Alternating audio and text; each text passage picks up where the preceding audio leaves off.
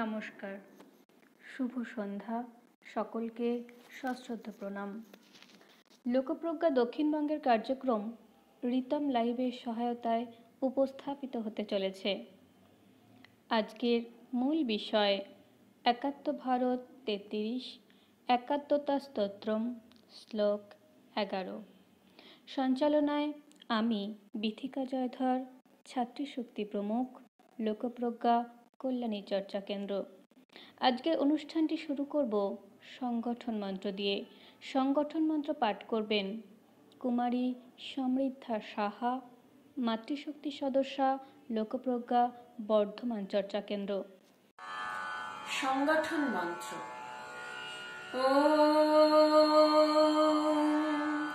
সংগচ্ছধ্বং সংবদধ্বং সংভো মনাংসি জানতাম দেবভাবং যথা পূর্বে সঞ্জানান উপাসতে समानो मन्त्रः समिति समाने समानं मनो सह चित्तमेषाम् समानं मन्त्रम् अभिमन्त्रयेवः समानेन वः विशाजुहोमि समानिव आकुतिः समानाडिदयानि वः समानमस्तु वो मनो यथा वः शुश्रहशति। ॐ शान्ति शान्ति शान्तिः। अर्थ পায়ে পা মিলিয়ে চলো, স্বরে স্বর মিলিয়ে বলো, মনে সমভাব জাগ্রত হোক। পুরাকালে দেবতারা এভাবেই করেছিলেন। সম্মিলিত বুদ্ধিতে কাজ করলে অভীষ্ট লাভ হয়। এইভাবে চললে মন্ত্র এক হয়, অর্থাৎ সকলে মিলে এক সিদ্ধান্ত হয়, সভা এক হয় এবং সর্বান্তকরণে মন এক হয়। আমরা সকলে মিলে একই সিদ্ধান্তে পৌঁছানোর প্রেরণা এবং সকলে সমান ভোজ্য প্রাপ্ত হই। আমাদের ভাবনা তথা সংকল্প সমান হোক, হৃদয় সমান হোক, মন সমান হোক, যাতে পরস্পর পরস্পরের সহকারী হতে পারি। নমস্কার।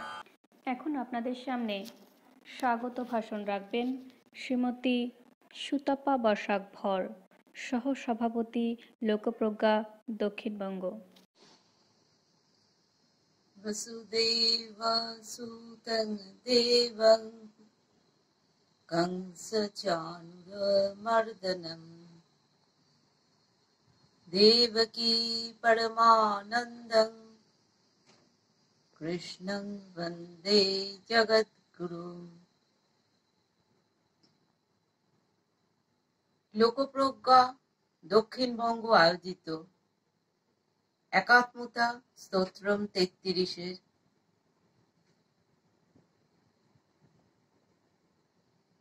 নিবেদন হচ্ছে আজকের এই সন্ধ্যায়। এই অনুষ্ঠানটি আয়োজন করেছেন লোকপ্রজ্ঞা দক্ষিণবঙ্গের সদস্যরা এবং রিতম টিভি। এই উপলক্ষে আমরা আমাদের লোকপ্রজ্ঞা দক্ষিণবঙ্গের সদস্যদের, রিতম টিভি এবং আমাদের প্রবুদ্ধ দর্শক বৃন্দকে জানাই আন্তরিক অভিনন্দন এবং শুভেচ্ছা। লোকপ্রজ্ঞা দক্ষিণবঙ্গের সদস্যদের পরিশ্রম এবং রিতম টিভির অকুণ্ঠ সহযোগিতায় এই অনুষ্ঠানটি সাফল্যমণ্ডিত হয়ে উঠেছে। সর্বোপরি যে কোনো কার্যক্রম তা সম্পূর্ণতা পায় এবং সাফল্যমণ্ডিত হয়ে ওঠে কেবল এবং কেবলমাত্র ঈশ্বরের কৃপা। मूकं करोति वाचलं पंगुं लंघयते गिरिं यत् कृपातमहं वन्दे परमानंद माधवम। আজকে এই সন্ধ্যায় একাত্মতা স্তোত্রম 33-এর 11 নম্বর শ্লোকটি পরিবেশিত হচ্ছে। এই 11 নম্বর শ্লোকটি অখণ্ড ভারতবর্ষের মাতৃদেবতাদের প্রতি নিবেদিত। এনারা হলেন রানী লক্ষ্মীবাই, রানী অহল্যাবাই হোলকার, চেন্নাম্মা, রুদ্রমাম্মা, ভগিনী নিবেদিতা এবং শ্রী শ্রী মা শারদা দেবী। এদের মধ্যে রানী লক্ষ্মীবাই, রানী অহল্যাবাই, চেন্নাম্মা এবং রুদ্রমাম্মা এরা হলেন যোদ্ধা, বীরাঙ্গনা। আবার ভগিনী নিবেদিতা এবং শ্রী শ্রী মা শারদা দেবী এরা হলেন আধ্যাত্ম পথের পথিক। এ প্রসঙ্গে উল্লেখযোগ্য, আজ লোকপ্রজ্ঞা দক্ষিণবঙ্গের মাতৃশক্তি এই অনুষ্ঠানটি নিবেদন করছে। এ সম্পর্কে সুচিন্তিত সুবিস্তারে মতামত জানাবেন আমাদের পরবর্তী বক্তা। তাহলে আসুন শ্লোকটি একবার শুনি। লক্ষ্মীরহল্লা চন্নম্মা রুদ্রমাম্মা সুবিক্রমা নিবেদিতা শারদা চ প্রণম্মা মাতৃদেবতঃ। নমস্কার। এখন আপনাদের সামনে উদ্বোধনী সঙ্গীত পরিবেশনা করবেন শ্রীমতী দীপমালা শাসমল, মাতৃশক্তি সদস্যা, লোকপ্রজ্ঞা, নন্দীগ্রাম চর্চা কেন্দ্র।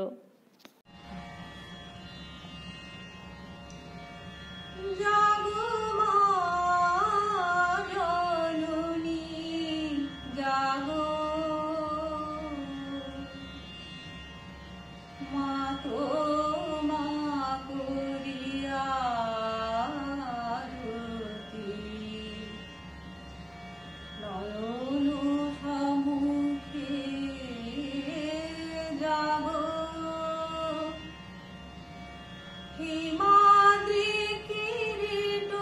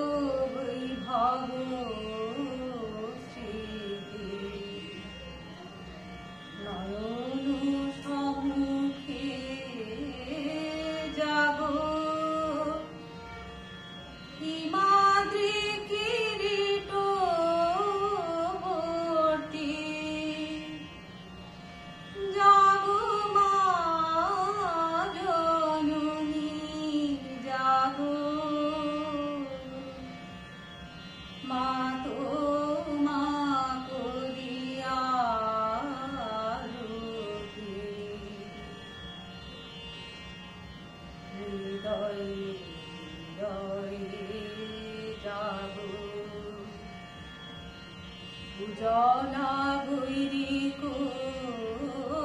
তনু যাব হয়ে দশানন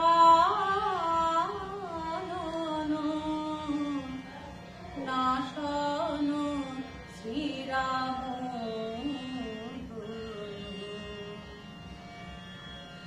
জাগরণ সেবা হয়ে শিরতে শোনিত বয়ে জাগরণ সেবা হয়ে শিরতে শোনিত বয়ে যে মহাশনিতে তারা রাঙালো সমর নয়ন সমুখে জাগো হিমাদ্রি কিরীট বর্তি জাগো মা জননী জাগো মা তোমা করিয়া দুর্গে।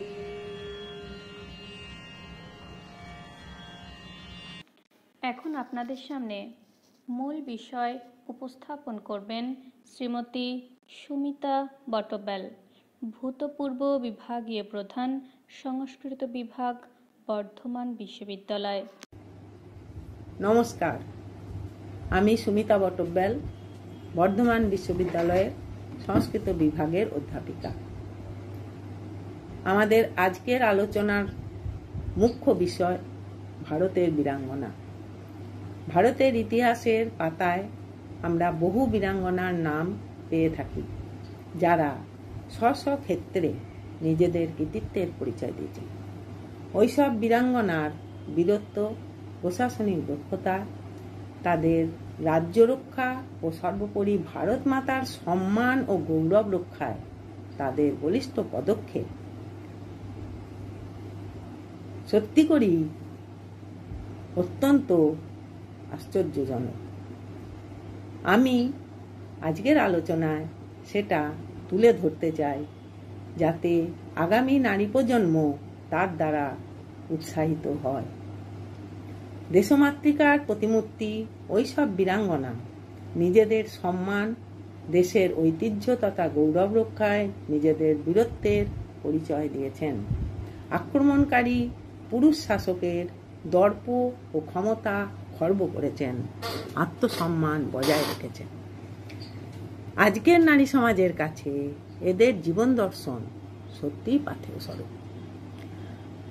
আজকে যে বিষয়টা আলোচনা করতে চলেছি সেটা ভারত একাত্মতা স্তোত্রের 11 নম্বর শ্লোকে উল্লিখিত বীরাঙ্গনাদের জীবন চরিত কেন্দ্রিক। অখণ্ড ভারতবর্ষে বৈচিত্র্যের মধ্যে সংহতি ও ঐক্য বিধানে এবং হিন্দু চেতনার উন্মেষ সাধনে ওইসব বীরাঙ্গনা কিভাবে অংশগ্রহণ করেছিলেন এবং আজকের নারী সমাজকে কিভাবে তাদের জীবন দর্শন ও জীবনাদর্শ উদ্বুদ্ধ করতে পারে সে সম্পর্কে কিছুটা আলোকপাত করা যেতে পারে। নারী সমাজের প্রতিটি নারী কারো কন্যা, কারো পত্নী, কারো বা ভগিনী, আবার কারো গর্ভধারিণী জননী। বলা হয়ে থাকে বীরভোগ্যা বসুন্ধরা, কিন্তু মনে রাখতে হবে সেই সব বীরের স্রষ্টা কোনো না কোনো নারী। ভারত মাতা বীরপ্রসবিনী, তিনি বীরাঙ্গনা প্রসবিনী, কারণ ওই সব বীরাঙ্গনা ভারতেই জন্মগ্রহণ করেছেন।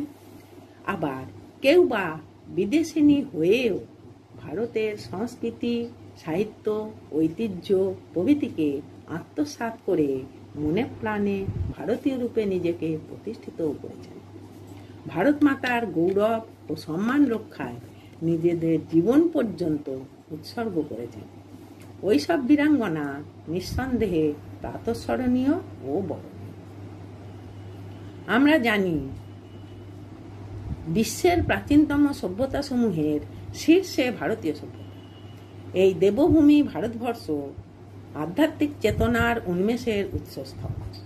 বিশ্বের সর্বশ্রেষ্ঠ প্রাচীন ধর্ম এখানেই নিহিত আছে, যে ধর্মের অন্তর্নিহিত তত্ত্ব সত্যমেব জয়তে নান্বিতম। বেদ সেই ধর্মগ্রন্থ যেখানে সনাতন ধর্মের সমস্ত দিক উন্মোচিত। ধর্মক্ষেত্র এই ভারতভূমির বন্দনা বৈদিক যুগ থেকেই ঋষিরা উদাত্ত কণ্ঠে করে এসেছেন। অন্তরাত্মা সেই সচ্চিদানন্দ এক ও অদ্বিতীয় পরব্রহ্মে লীন হওয়াই একাত্মতা, যার জন্য দরকার আধ্যাত্মিক চেতনার উন্মেষ। এটি হিন্দু চেতনার মূল দর্শন। অখণ্ড মণ্ডলাকার বিশ্ব চরাচর সেই সচ্চিদানন্দ পরব্রহ্মেই লীন হওয়া হলো একাত্মতা, এবং সে কারণেই বলতে হয় পরমাত্মা ব্রহ্মের সঙ্গে একাত্মতা, সর্বভূতের সঙ্গে একাত্মতা, সর্বত্র সনাতন দিব্যর ঐক্যের বা একাত্মতার অনুভূতি তথা সকল জীবকে সর্বজ্ঞ পরমাত্মার অভিমুখে টেনে নিয়ে যাওয়াই হলো মহত্তম ধর্ম। এখানে প্রশ্ন, তাহলে এই একাত্মতার স্তোত্র কি? বস্তুত সমগ্র ভারতবর্ষে এই ঐক্য বা একাত্মতার সংস্কার দৃঢ়মূল করার জন্য প্রথম গ্রথিত হয় ৪৫টি শ্লোক সমন্বিত প্রাতঃস্মরণ। এই প্রাতঃস্মরণই পরবর্তীকালে রূপ লাভ করে ৩০ শ্লোক সমন্বিত ভারত ভক্তি স্তোত্রে। ১৯৮৩ সালে এটি ৩৩ শ্লোক সমন্বিত একাত্মতা স্তোত্র নামে সংকলিত হয়, যার শুভ সূচনা করা হয়েছে ওম নমো সচ্চিদানন্দ রূপায় নমো অস্তু পরমাত্মনে এই পংক্তি দিয়ে। রাষ্ট্রীয় চেতনার উদ্বোধক ও সঞ্চালক এই একাত্মতা স্তোত্রে স্বদেশ প্রেমের অভিব্যক্তি প্রকাশিত। আর ভারতীয় প্রাচীন সনাতন হিন্দু ধর্মের একটি মুখ্য অঙ্গ হল স্বদেশ প্রেম, যা অখণ্ড ভারতের হিন্দু জাতির কাছে অত্যন্ত পবিত্র ও মূল্যবান। আগেই বলেছি, আধ্যাত্মিকতাবাদী হিন্দু চেতনার মূল দর্শন, এবং সে কারণে স্তোত্রের প্রথমেই এসেছে সচ্চিদানন্দের স্বরূপের অভিব্যক্তি, যা রাষ্ট্র চেতনার অন্তরঙ্গ দিক। আর সেই সঙ্গে বিন্যস্ত হয়েছে সত্য, শিব ও সুন্দরের অভিব্যক্তি এবং পঞ্চ মহাভূতের তত্ত্ব সমন্বিত শ্লোক। প্রাচীন রাষ্ট্রের বহিরঙ্গ রূপ হলেন ভারত মাতা, যিনি আদি সনাতন, এবং সেখানে চিত্রিত হয়েছে বহু নদ নদী, পাহাড় পর্বত, তীর্থস্থান প্রভৃতি ভৌগোলিক বিষয়সমূহ। বিশ্বগৃহের উপাসনা কক্ষ পুণ্যভূমি ভারতবর্ষই প্রথম প্রজ্ঞা ও জ্ঞানের আলোয় উদ্ভাসিত হয়ে বিশ্বে সর্বোচ্চ স্থান লাভ করে। এই ভারত বসুন্ধরায় তপস্যা ও ত্যাগের প্রকৃষ্ট ক্ষেত্র, পরিশ্রমের পরাকাষ্ঠা তথা শৌর্য ও পরাক্রমের উৎসস্থল।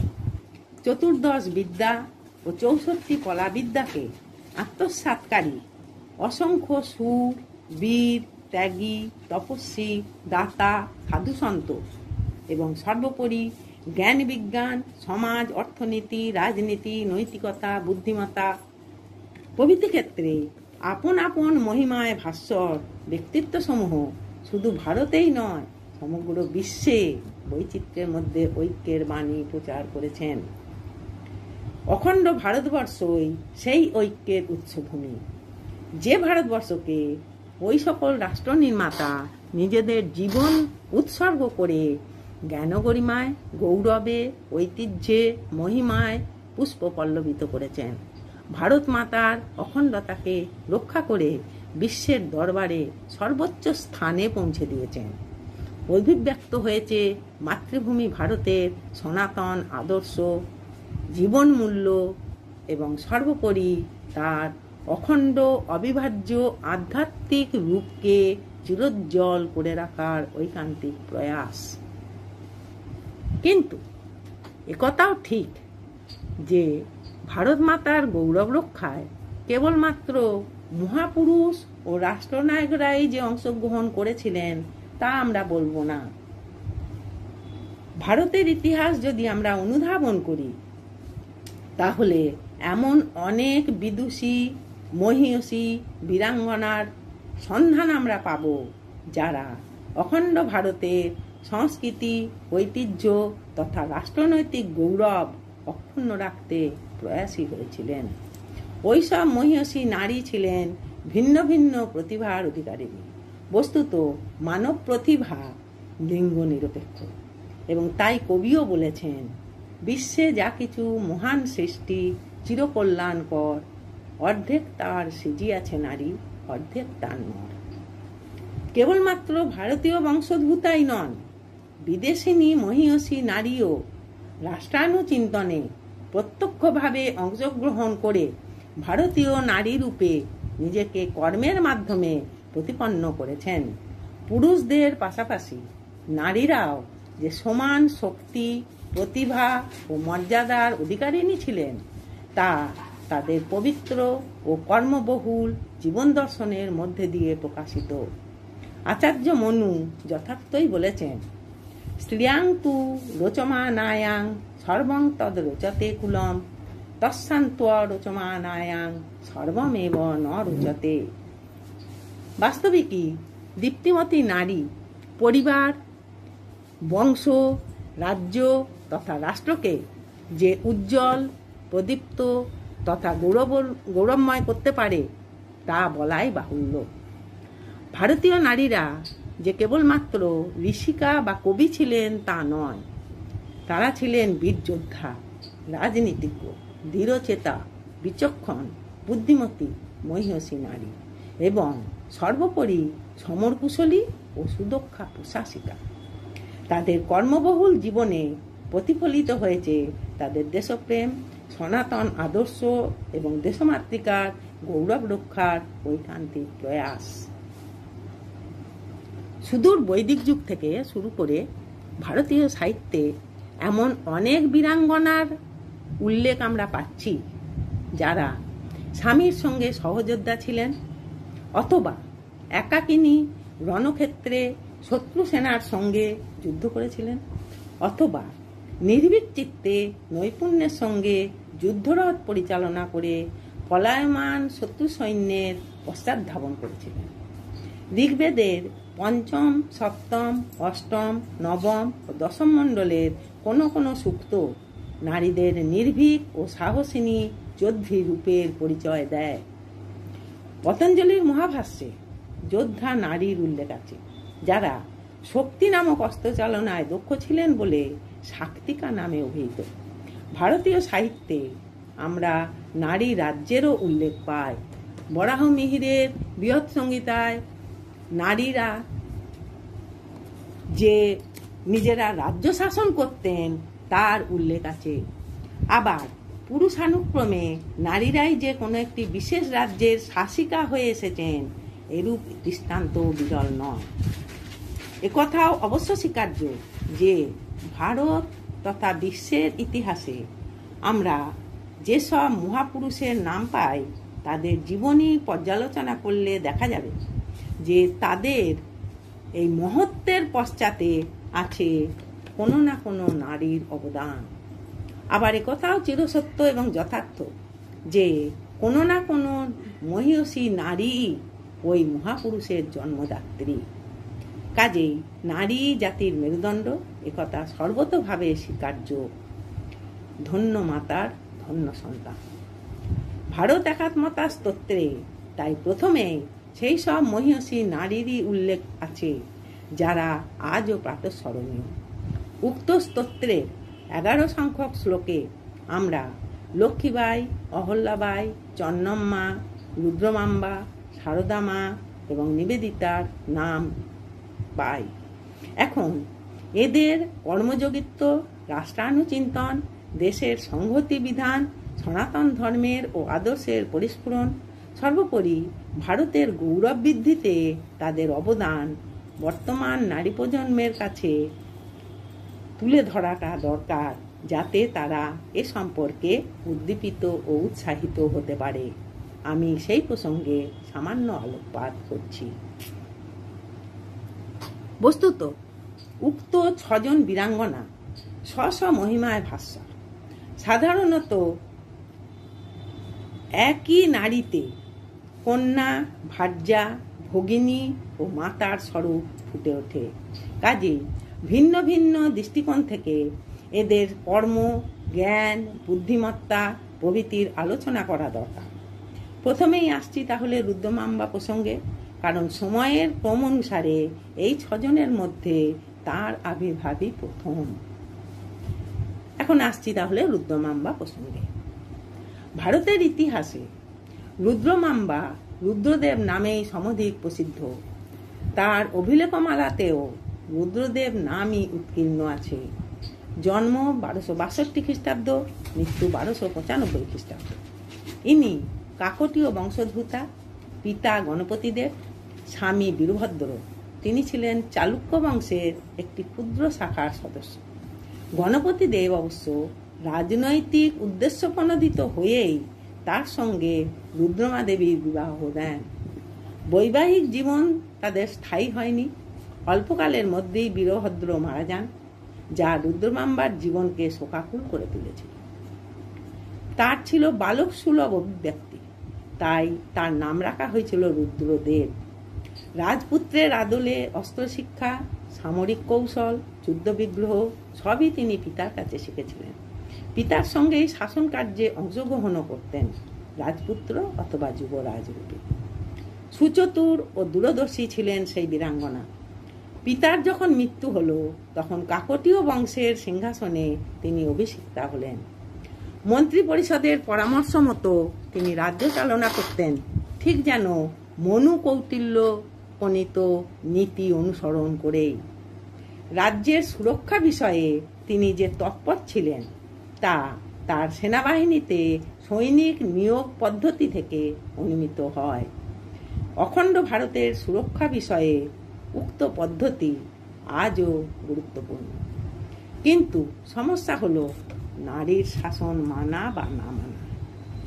যাদব, চোল, হয়সওয়াল প্রভৃতি বংশের রাজন্যবর্গ কাকতীয় রাজ্যে কোনো পুরুষ শাসক নেই দেখে বিদ্রোহ ঘোষণা করল।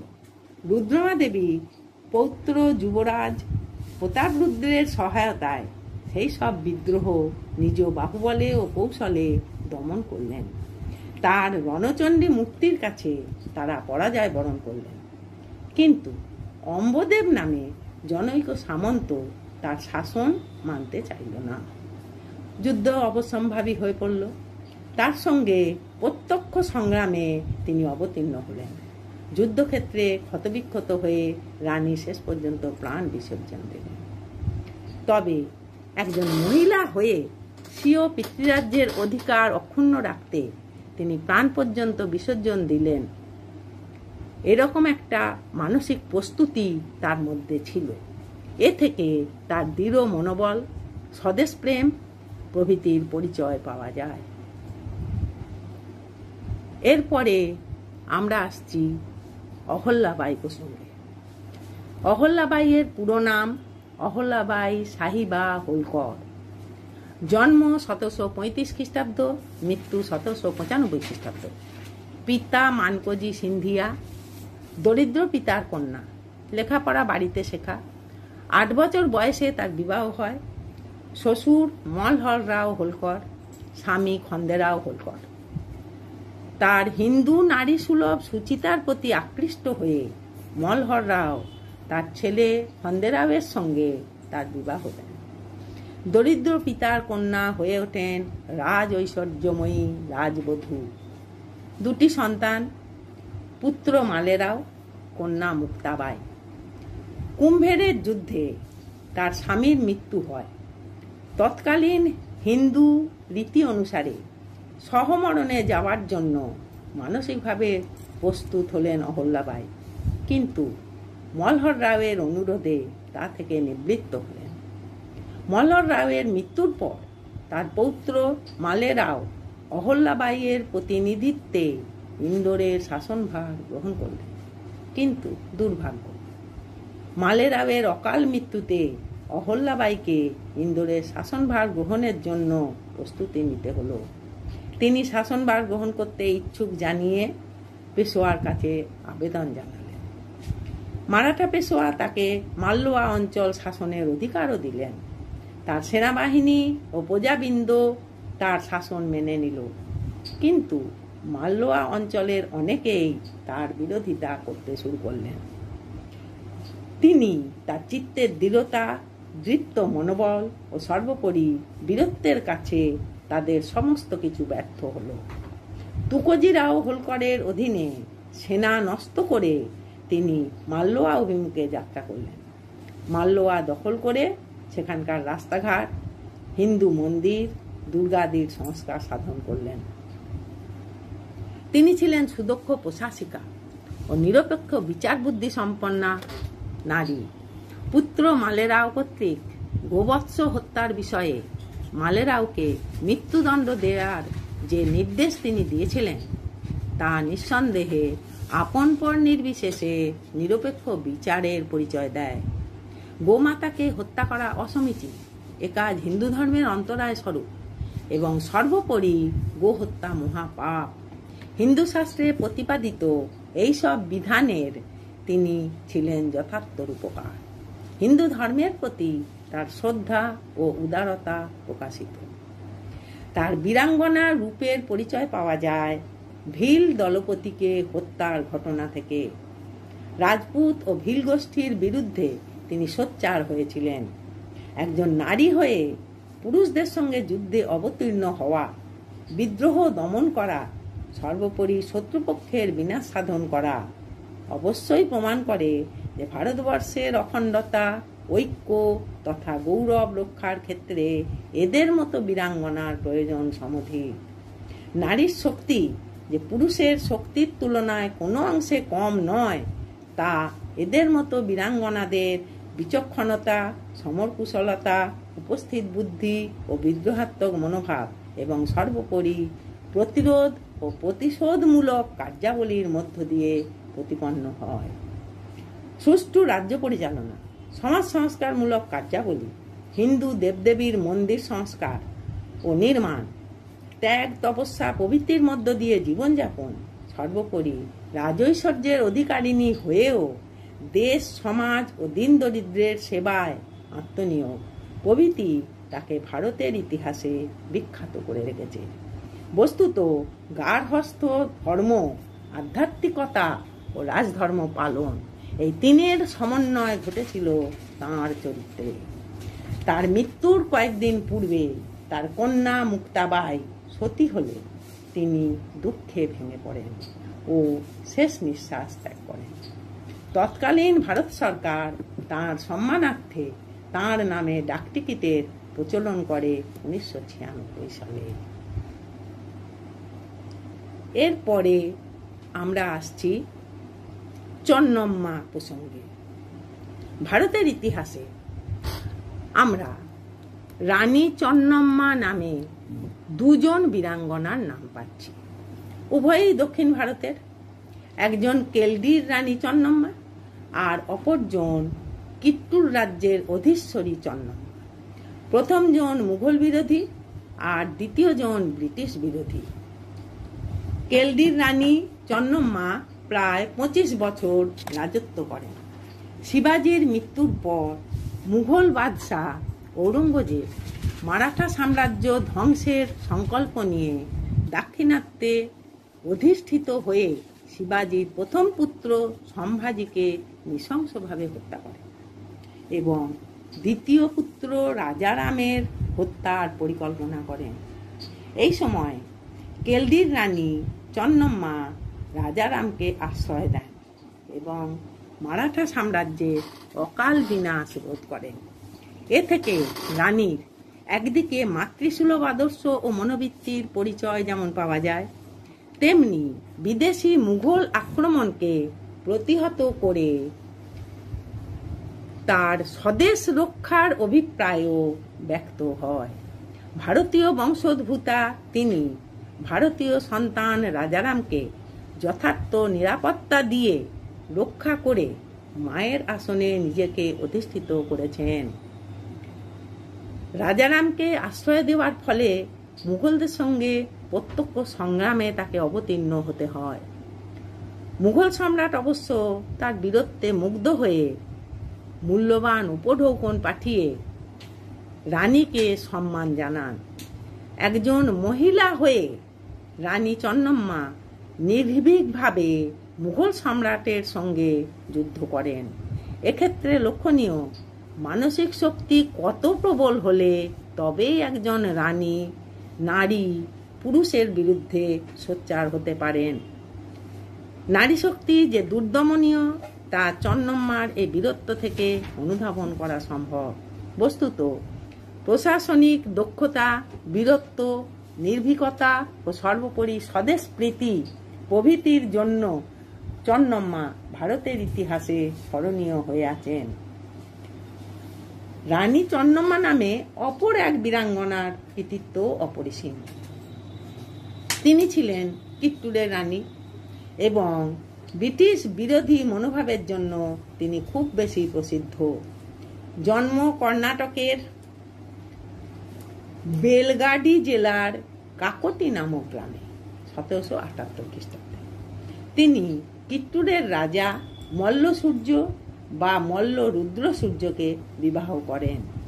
1824 খ্রিস্টাব্দে তার স্বামীর মৃত্যু হয় এবং ওই বছরই তাদের একমাত্র সন্তানেরও অকাল বিয়োগ ঘটে। ব্রিটিশ সরকার সত্যবিলোপ নীতি প্রয়োগ করে কিত্তুর রাজ্য দখল করতে উদ্যোগী হয়। চন্নম্মার দত্তক পুত্র শিবলিঙ্গাপ্পাকে সাম্রাজ্যের অধিকার দিতে অস্বীকার করে। 15 লক্ষ টাকা মূল্যের কিত্তুর রাজকোষ বাজেয়াপ্ত করা হয়। চন্নম্মা কিন্তু থেমে থাকলেন না। তিনি কি করলেন? স্বাধিকার বজায় রাখার জন্য বোম্বে প্রেসিডেন্সির লেফটেন্যান্ট গভর্নর এলফিনস্টোনের কাছে আবেদন জানালেন, যদিও তা কার্যত বিফল হল। ব্রিটিশের সেই সিদ্ধান্ত মেনে না নেওয়ায় যুদ্ধ অবশ্যম্ভাবী হয়ে গেল। রানীর যুদ্ধ কৌশলের কাছে অগণিত ব্রিটিশ ঘোড়সওয়ার ও গোলন্দাজ বাহিনীর পরাজয় ঘটল। নিহত হলেন ব্রিটিশ কালেক্টর ও পলিটিক্যাল এজেন্ট জন থ্যাকারে। বন্দী হলেন ওয়াল্টার এলিয়ট ও স্টিভেনসন নামে 2 সামরিক অফিসার। ভাবা যায় এমন অসম যুদ্ধে বিশাল ব্রিটিশ বাহিনীর পরাজয়, তা আবার নারীর হাতে। আজকের ভারত মাতার হিতগৌরব ফিরিয়ে আনার ক্ষেত্রে এরূপ ক্ষমতা ও দৃঢ় মনোবল সমন্বিত নারী শক্তির সত্যি প্রয়োজন। পরাজিত ব্রিটিশ ছলচাতুরির আশ্রয় নিল, রানীর সঙ্গে সন্ধি করল। শর্ত হলো এই 2 বন্দী ব্রিটিশ সামরিক অফিসারকে মুক্তি দিতে হবে। রানী বিশ্বাস করে মুক্তি দিলেন, কিন্তু ব্রিটিশরা আবার বিশ্বাস ভঙ্গ করল। অতর্কিতে তারা কিত্তুর রাজ্য আক্রমণ করল। রানী নির্ভীকভাবে সেটার মোকাবিলা করলেন। আবার নিহত হলো ব্রিটিশ সাব কালেক্টর সহ অনেকে, কিন্তু রানী শেষ পর্যন্ত বন্দী হলেন ব্রিটিশের হাতে। বেলসাল দুর্গে বন্দী অবস্থায় রানী মৃত্যুবরণ করলেন। সেটি ছিল 1829 সালের 21শে ফেব্রুয়ারি। তাঁর প্রশাসনিক দক্ষতা, দেশপ্রেম, বীরত্ব তথা ব্রিটিশ বিরোধী লড়াইয়ের কৌশলকে কুর্নিশ জানানোর জন্য আজও প্রতি বছর 22 থেকে 24শে অক্টোবর কিত্তুর উৎসব পালন করা হয়। আর ভারতের প্রথম মহিলা রাষ্ট্রপতি প্রতিভা পাতিল 2007 সালে পার্লামেন্ট ভবনে চন্নম্মার মূর্তি উদ্বোধন করেন। সত্যি এদের মতো নারী শক্তি আজকের ভারতবর্ষে অত্যন্ত জরুরি। এরূপ আরেকজন ব্রিটিশ বিরোধী আন্দোলনে যোগদানকারিণী আরেকজন বীরাঙ্গনার নাম আমরা পাচ্ছি। তিনি হলেন লক্ষ্মীবাই। ব্রিটিশ শক্তির হাত থেকে ভারত মাতাকে রক্ষার জন্য তিনি ছিলেন অগ্রগণ্যা। তার প্রকৃত নাম মনুবাই, পিতা মোরেপন্ত তাম্বে, মাতা ভাগীরথী বাই। জন্ম 1835 সাল। মাত্র 4 বছর বয়সে তিনি মাতৃহারা। নানা সাহেবের তত্ত্বাবধানে সমর নীতিশিক্ষা, অস্ত্রচালনা, অশ্বারোহণ বিদ্যা আয়ত্ত করা। ঝাঁসির মহারাজ গঙ্গাধর রাওয়ের সঙ্গে তার বিবাহ হয়। তার ছিল ব্রিটিশ বিরোধী মনোভাব, আক্রমণাত্মক মানসিকতা, রাজনীতি ও যুদ্ধ বিগ্রহে সক্রিয় অংশগ্রহণের ইচ্ছা। কাজেই বীরাঙ্গনা বলতে যা বোঝায়, লক্ষ্মীবাইয়ের চরিত্রে সেসব বৈশিষ্ট্য পূর্ণ মাত্রায় ছিল, যার প্রকাশ ঘটেছিল ব্রিটিশ বিরোধী আন্দোলনে। লক্ষ্মীবাইয়ের নিজ পুত্রের অকাল মৃত্যু ঘটে। ফলে স্বামী গঙ্গাধর রাও দত্তক পুত্র গ্রহণ করেন। রাজ্যের অধিকার বজায় রাখার জন্য তিনি দত্তক পুত্র গ্রহণ করেছিলেন। কিন্তু গঙ্গাধরের মৃত্যুর পর অপুত্রক লক্ষ্মীবাই এর কাছ থেকে ঝাঁসি অধিকার করার হুমকি দিল ব্রিটিশ সরকার। রানীর সদর্পে প্রত্যুত্তর এক্ষেত্রে আমাদের লক্ষ্য করার দরকার। যখন তিনি বললেন, আমার ঝাঁসি আমি দেব না। স্বামীর রাজ্য বিদেশিদের হাতে যাওয়াটা যেন তার কাছে পাতিব্রত্য নষ্ট হওয়া। আবার স্বামীর রাজ্যে তো তারই অধিকার, তাই তিনি জোর গলায় বলেছেন, আমার ঝাঁসি। এক্ষেত্রে তার চিত্তের দৃঢ়তা, কঠোর মনোভাব, প্রতিবাদাত্মক মানসিকতা, এই সমস্ত কিছুরই পরিচয় ফুটে উঠেছে। সিপাহী বিদ্রোহেও তিনি নেত্রী ছিলেন। ঝাঁসির দুর্গ অবরোধ করলে ব্রিটিশদের সঙ্গে তার যুদ্ধ বাধে। বিশাল ব্রিটিশ বাহিনীর কাছে পরাজিত হয়ে লক্ষ্মীবাই ও তাতিয়া তোপি জঙ্গলে পালিয়ে যান। পরে অতর্কিতে ও সুকৌশলে গোয়ালিয়র দুর্গ অধিকার করেন। কিন্তু মোরার নামক স্থানে মাত্র 15 জন সৈন্য সহ রানী বীর বিক্রমে যুদ্ধ করেও রণক্ষেত্রে প্রাণ বিসর্জন দেন। তিনি ছিলেন তেজস্বিনী, সুচতুর, রণকুশলী নেত্রী। ব্রিটিশ রাজের কাছে তিনি ছিলেন ক্ষমতাশালী ও বিপজ্জনক প্রতিদ্বন্দ্বী। স্বীয় রাজ্য স্বাধিকারে রাখার এই আপ্রাণ প্রচেষ্টা তার স্বদেশ প্রেমের নামান্তর। তার এই বীরাঙ্গনা ধর্ম বা স্বাধীনতা স্পৃহা পাতিব্রত ধর্মেরই নামান্তর। এরপরে আমরা আসছি শ্রী শ্রী মা শারদা প্রসঙ্গে। যে মহিষী নারী রামকৃষ্ণ মিশনের পৃথিবীব্যাপী পরিব্যাপ্তিতে সর্বাপেক্ষা গুরুত্বপূর্ণ অংশ গ্রহণ করেছিলেন। আমরা জানি তিনি ছিলেন শ্রী রামকৃষ্ণ পরমহংসদেবের সহধর্মিণী ও আধ্যাত্মিক জীবনের জীবন সঙ্গিনী। স্ত্রী জাতির ভবিষ্যৎ প্রজন্মের কাছে তাঁর জীবন দর্শন অবশ্যই পাথেয় স্বরূপ। তার জন্ম হয়েছিল 1853 খ্রিস্টাব্দে। পিতা শ্রী রামচন্দ্র মুখোপাধ্যায়, মাতা শ্যামাসুন্দরী দেবী। স্বপ্নদৃষ্টা, ঈশ্বর প্রেরিতা কন্যা মা শারদা শৈশব থেকেই পাপনাশিনী মা কালীর ও সুখ স্বাচ্ছন্দ্য প্রদানের দেবী মা লক্ষ্মীর অনুরক্তা ছিলেন। দয়া, দান, ত্যাগ, সেবা ছিল তার একমাত্র ব্রত। আর এই ধর্ম তো মায়েরই ধর্ম, যথার্থ মায়েরই কর্ম। আবার দেখুন, 24 বছর বয়স্ক শ্রী রামকৃষ্ণ পরমহংসদেবের সঙ্গে 6 বছর বয়স্কা শারদার পরিণয় সূত্রে আবদ্ধ হওয়ার ঘটনাটাও ছিল অতিপ্রাকৃত এবং অলৌকিক। শ্রী রামকৃষ্ণ ও মা শারদা উভয়ই ছিলেন মা কালীর ভক্ত। পতি অনুগামিনী মা শারদা ছিলেন ত্যাগীশ্বরের যজ্ঞা ত্যাগব্রত ধারিণী, সর্বপ্রকারে সহধর্মিণী। দারিদ্র ও ব্রহ্মচর্যের ব্রত তিনি নিয়েছিলেন, ত্যাগ করেছিলেন গর্ভধারিণী জননীর সাধারণ আনন্দ। কিন্তু আবদ্ধ করেছিলেন লক্ষ লক্ষ সন্তানকে স্নেহ ও ভালোবাসার বন্ধনে, আর হয়ে উঠেছিলেন আধ্যাত্মিক জননী, জগৎজননী মা শারদা। আসলে কি, মা শারদার জীবনটাই ছিল আধ্যাত্মিক ঘটনাবহুল। দু একটা ঘটনা আমরা এ প্রসঙ্গে উল্লেখ করতেই পারি। যেমন, বিবাহের পর কামারপুকুর ও জয়রামবাটিতে শ্রীরামকৃষ্ণের আগমন ও শারদাকে শিক্ষাদান। 18 বছর বয়সে মা শারদার দক্ষিণেশ্বরে আগমন। আসার পথে অসুস্থতা ও বিচিত্র স্বপ্ন দর্শন। শ্রীরামকৃষ্ণের ষোড়শী পূজা। জয়রামবাটিতে মায়ের কঠিন অসুখ ও সিংহবাহিনী দেবীর কাছে হত্যে দিয়ে পড়ে থেকে ঔষধ প্রাপ্তি। রামকৃষ্ণের জীবনের শেষ পর্বে তাকে সেবা করা।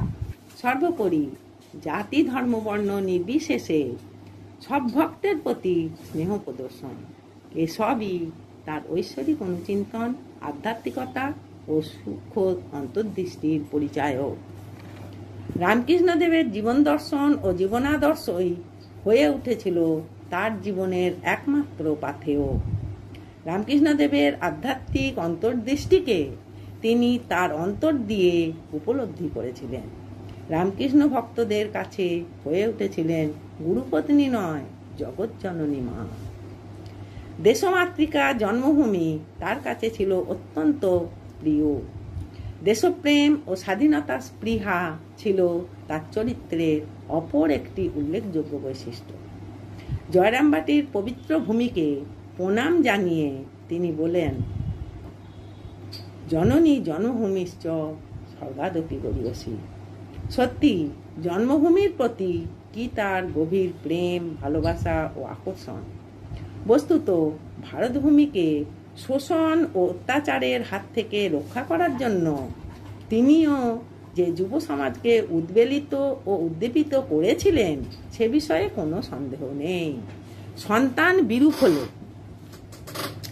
মা তো ভর্ৎসনা করবেনই, কিন্তু পরক্ষণেই তার দোষ শুধরে নিয়ে তাকে বুকে টেনে নেবেন। এটাই তো মায়ের ধর্ম। তিনি জানতেন ভারতের সমস্ত রকম দুঃখ দুর্দশার মূলে সাম্রাজ্যবাদী ব্রিটিশ। কবে যাবে গো? কিন্তু তার মনে তাদের প্রতি সন্তান বাৎসল্য কম ছিল না।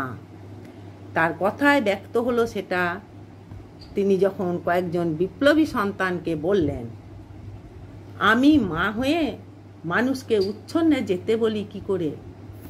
ইংরেজ কি আমার সন্তান নয়? বাস্তবিকই তিনি ছিলেন জগৎজননী। আদর্শ মায়ের স্বভাব ও ধর্মই হলো সন্তানের জন্য কল্যাণ কামনা। বিবেকানন্দের দৃষ্টিতে শারদামণি ছিলেন মাতা ঠাকুরানী। তিনিই মাতা, তিনিই দেবী। তাঁর জ্ঞান, প্রেম, বৈরাগ্য, উদারতা তাকে বিবেকানন্দ তুল্য সমস্ত সন্তানের কাছে মাতৃসম করে তুলেছিল।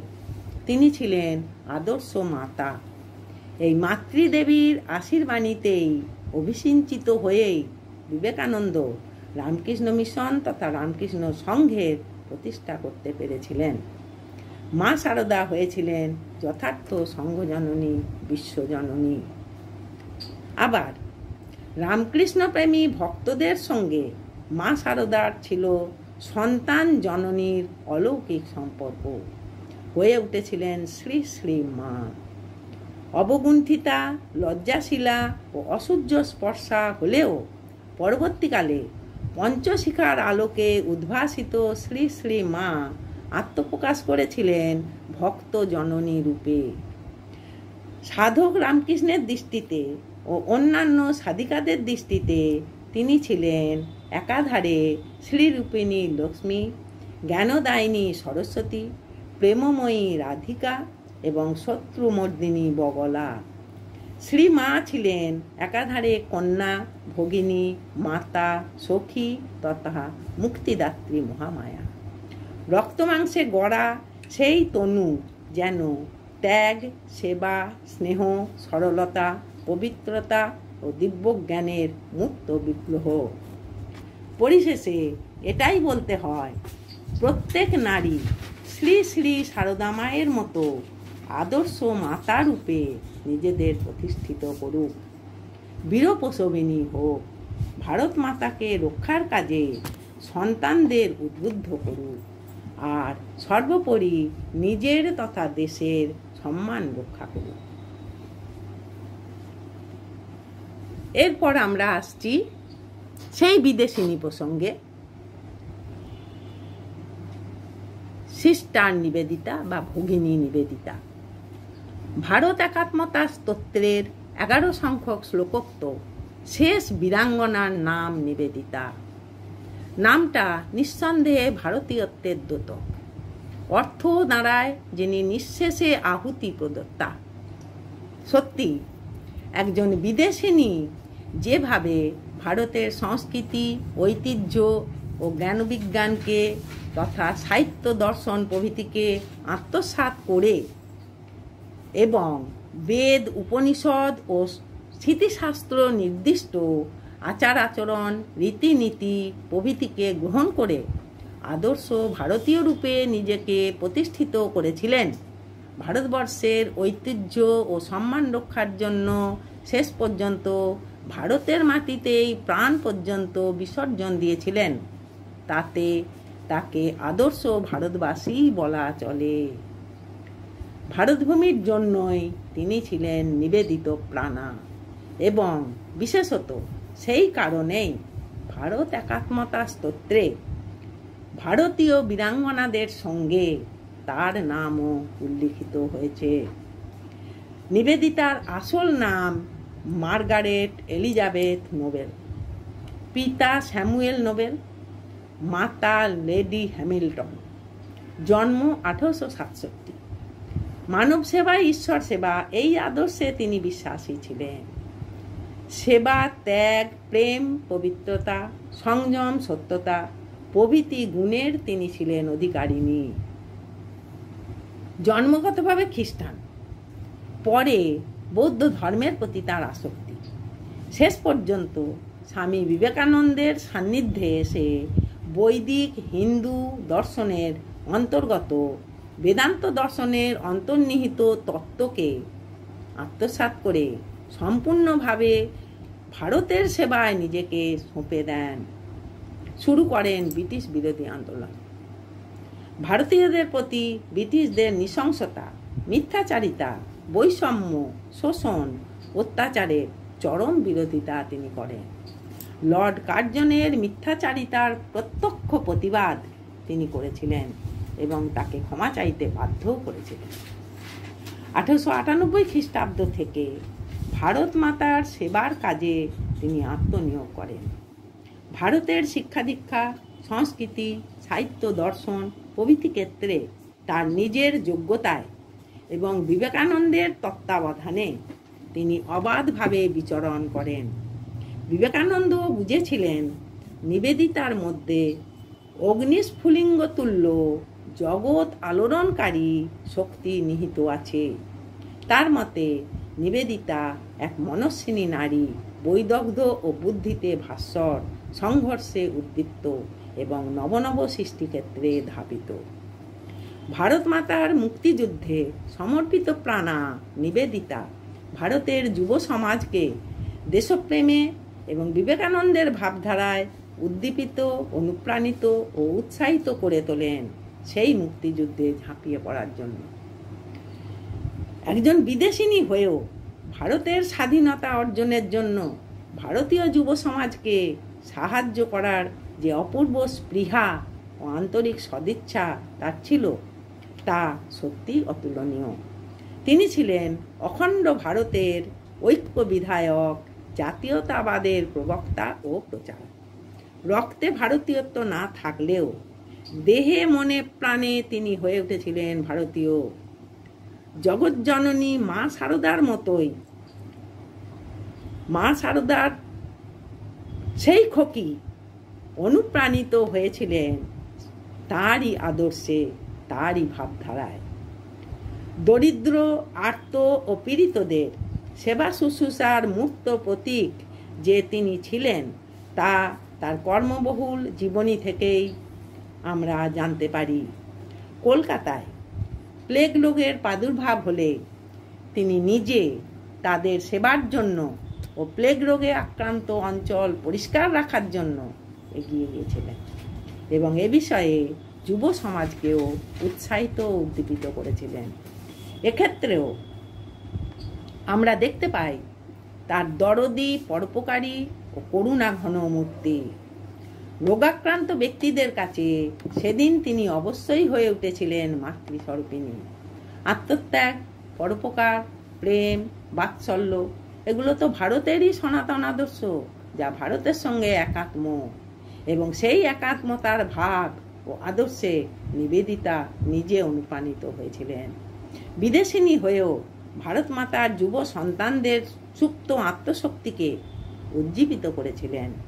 ভারতবর্ষই তার একমাত্র আরাধ্য ভূমিতে পরিণত হয়েছিল। বিবেকানন্দের দৃষ্টিতে তিনি ভগিনী নিবেদিতা। কেবলমাত্র বিবেকানন্দেরই নন, ঋষি বঙ্কিমচন্দ্র, বিজ্ঞানী জগদীশ চন্দ্র, কবিগুরু রবীন্দ্রনাথ, ঋষি অরবিন্দ প্রভৃতি সকলেরই তিনি ছিলেন যথার্থ ভগিনী। ভবিষ্যৎ প্রজন্মের মহিলারাও একইভাবে আদর্শ ভগিনী রূপে নিজেদের গড়ে তুলুক, যথার্থ মনের আসনে নিজেদের প্রতিষ্ঠিত করুক। বিবেকানন্দের ভাবধারায় অনুপ্রাণিত হয়ে ভাতৃকুলকে দেশের গৌরব, সম্মান ও মহিমা বিস্তারে সহায়তা করুক। এই বাণী বিবেকানন্দ নারী সমাজের কাছে প্রেরণ করতে চেয়েছিলেন ভগিনী নিবেদিতাকে দৃষ্টান্ত রূপে তুলে ধরে, এবং তার হৃদয়ের অন্তঃস্থলে উৎসারিত ভারতীয়ত্ব বোধ তথা ভারত একাত্মতা ভাবনা তাকে প্রকৃতই ভারতভূমির সেবার কাজে একাগ্রচিত্ত করে তুলেছিল। ভারতবর্ষই হয়ে উঠেছিল তার একমাত্র ধ্যান, জ্ঞান, তপস্যা, এবং সে কারণে বিদেশিনী হওয়া সত্ত্বেও ভারত একাত্মতা স্তোত্রে তার নাম উল্লিখিত হয়েছে প্রাতঃস্মরণীয় ভারতীয় বীরাঙ্গনাদের সঙ্গে। দুঃখের বিষয়, ভারত ব্রিটিশ কবলমুক্ত হওয়ার আগেই এই মহীয়সী বীরাঙ্গনা মাত্র 44 বছর বয়সে 1911 সালের 13ই অক্টোবর দার্জিলিংয়ে শেষ নিঃশ্বাস ত্যাগ করেন। মৃত্যুর ঠিক পূর্ব মুহূর্তে তিনি বলেছিলেন যে তিনি অস্তমিত হলেও উদীয়মান স্বাধীনতা সূর্যকে তিনি দেখতে পাচ্ছেন। বাস্তবিকই তার প্রয়াণে আন্দোলনকারীরা একজন প্রকৃত সংগ্রামীকে হারালেও শেষ পর্যন্ত ব্রিটিশ শাসনের হাত থেকে ভারত মাতাকে উদ্ধার করতে সফল হয়েছিলেন। ধন্য তার ভারতীয়ত্ববোধ, ধন্য তার ভারত একাত্মতা। ছজন বীরাঙ্গনার কৃতিত্ব এইভাবে ভারতভূমিকে ধন্য করে তুলেছে, এবং তাদের সেই কার্যক্রমের মধ্যে দিয়ে আগামী নারী প্রজন্মকে উৎসাহিত করা এই বক্তব্যের মূল। পরিশেষে বলি, এই একাত্মতা স্তোত্রে যেসব মহাপুরুষ ও মহীয়সী নারী উল্লেখ আমরা পাচ্ছি তারা সকলেই প্রাতঃস্মরণীয়, বরণীয় ও নমস্য। এদের জীবন দর্শন ও জীবনাদর্শ ভিন্ন ভিন্ন দিকে প্রতিভাত। এদের কর্ম ও চিন্তাধারা ভবিষ্যৎ প্রজন্মের কাছে অনুসরণীয় ও অনুকরণীয়, কারণ এসব সন্তান সন্ততি ভারতভূমিকে বিশ্বের দরবারে শ্রেষ্ঠ ও সর্বোচ্চ স্থানে উন্নীত করেছে। তাই এই একাত্মতা স্তোত্রের মাধ্যমে আগামী প্রজন্মকে উদ্দীপিত ও উৎসাহিত করা প্রয়োজন। আচার্য মনু যথার্থই বলেছেন, যত্র নার্যস্তু পূজ্যন্তে তত্র রমন্তে দেবতা। আগামী প্রজন্মের কাছে আবেদন, তারা যেন উক্ত মনুবচন শিরোধার্য করে ভারত মাতার মূর্ত প্রতীক নারী জাতির সম্মান রক্ষায় বদ্ধপরিকর হয়। দেশমাতৃকাকে রক্ষা করা তাদের কর্তব্য বলে যেন তারা মনে করে। সর্বোপরি ভারতের সংহতি ও ঐক্য বিধানে অগ্রণী ভূমিকা তারা যেন গ্রহণ করে। সবশেষে অথর্ববেদে উল্লিখিত দেশমাতৃকার বন্দনার একটি মন্ত্র উদ্ধৃতি দিয়ে আমার বক্তব্য শেষ করছি। উদাত্ত কণ্ঠে ঋষি মাতৃবন্দনা করেছেন।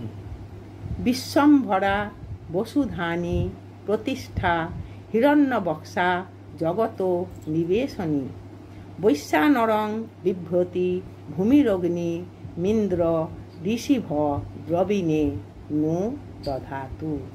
12-1-6। নমস্কার। আজকের অনুষ্ঠানটি সম্পন্ন করছি শান্তি মন্ত্র দিয়ে।